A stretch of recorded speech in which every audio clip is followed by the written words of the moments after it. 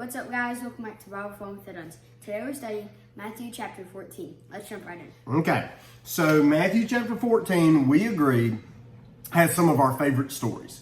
So it has the story of the feeding of the 5,000, which always is one of my favorites because they had just a few loaves of bread and a few fish and yet fed everybody. Now, what I like about that story is that the Bible says there were 5,000 men, but it did not count the women or the children.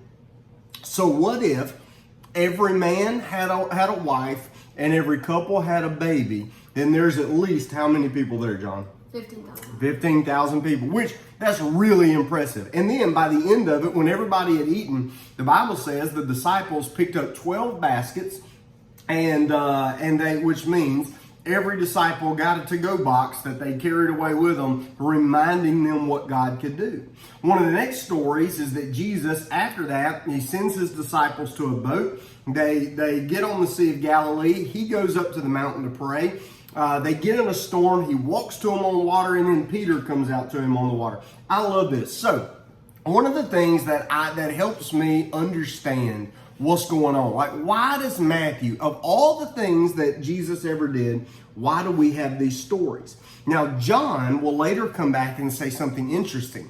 John will say that Jesus did so many other miracles that if they were written down, there wouldn't be enough books in all the world to contain all the things Jesus did. Which means that every time we find a moment from Jesus, it is an extremely, extremely important moment. Why? Because there's so many others to choose from, and so when one is there, it's there on purpose. Now, I want you to notice how important numbers are in this story. So we got 12 apostles, we got the crowds, we got some fish and some loaves, we got poor John the Baptist dying, we got picking up 12 large baskets, we got all kinds of stuff happening. Let me ask you just why. I want to connect the dots a little bit. So yesterday at church, Dr. Parker talked.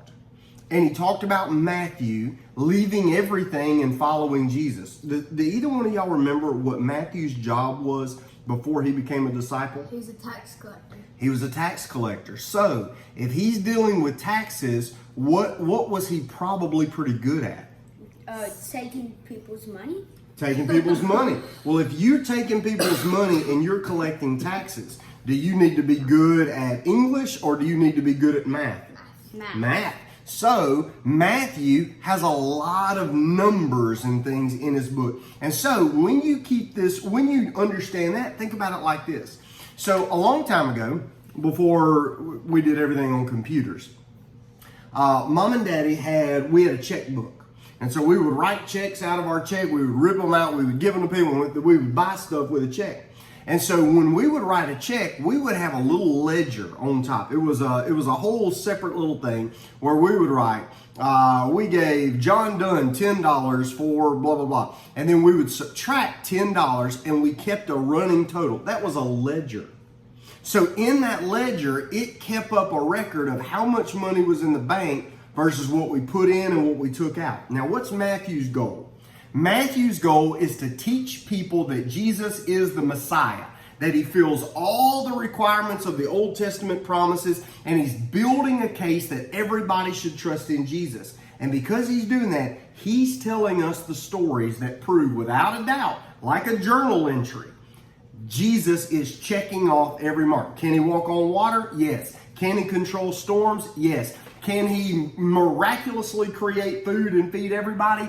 Yes. Can he keep going and help everybody? Yes. So he's checking all the boxes. Now, there's a lot that happens in this story. Jeb, what was your favorite part? My takeaway comes from the storm on the boat story. And so basically, so the storm's coming and all the apostles are panicking and they're like, oh no, what are we going to do? And God's like, you men of little faith. And he says little, not none. And little faith is a lot better than no faith. So I think that's kind of cool. I think that's cool too. That's one of the things we talked about. You know, when Jesus walked out there on the water and he came to Peter, one of the things we often draw from that story, and I think it's because we've heard it in sermons a lot, you know, we look at Peter and we go, well, he only took 3 steps on the water and then he started sinking. And why did he start sinking? Because he put his eyes on the storm instead of Jesus, so he started sinking. But here's the thing. How many steps on water have y'all ever taken? 0. Me either. How many steps on water did the other disciples take? 0. So Peter is at least 3 steps ahead of all of us, right? But one of the things we saw this time that we talked about tonight was that exciting piece that Jeb brought out, that in this story, Jesus he says, oh, you of little faith. But at least they had a little faith. It's not like they had no faith. They at least had a little. Now, it wasn't a lot, but it was a little. But what did Jesus teach us about having a little bit of faith? If you have faith even the size of a what? Mustard seed. Mustard seed. You can make mountains move. And so Jesus said, you know what? You guys don't have a lot, but you do have some, and it doesn't take a ton to make big things happen. I like that. John, hit us. All right, so my takeaway also comes from the same part, and specifically the part where mainly about like the storm. And so one dude that you listen to, and he said it like this. So the storms in life may not be easy, just like that storm. It was like rocking them around, and they were like scared for their lives. And so they may not be easy, but they're always necessary. Because if you think about it like this, like Peter and all the other disciples, they were so scared. But once they saw Jesus walking out there on water, they knew, oh my gosh, this man has to be the Son of God. And so, yeah, that's my I love it. Here's what I think about, and people don't often think about the storms of life. When do the storms of life come? They often come when you least expect them. Where did Jesus and the disciples just come from when they went into the storm? They just came from The feeding of the 5,000. the feeding of the 5,000. Okay. So they just came from this beautiful miracle where like 15,000 people just got fed. And what did they leave there with? 12 baskets. 12 baskets, one for every one of them. And what did those baskets supposed to teach them?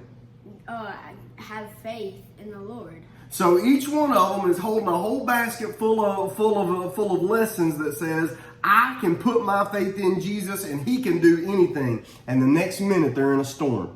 And Jesus is up on the mountain praying. And by the way, what is he praying for, you think? Probably for them to have like a safe trip. I think he's praying for them in that storm. Also, we talked about this. When Jesus went away to the mountain, was he just not doing anything? Was he on vacation? No, he's doing the most important thing. Which is what? Pray. Praying. He wasn't doing nothing. He was doing the most important thing. He was praying. And then he comes to his disciples, and look, but they just came from a wonderful moment. Now they're in a storm, and it happened just like that. Sometimes life happens that way. But those baskets in that boat should have taught them what? Have faith in the Lord. Have faith in the Lord. And did the Lord come through for them?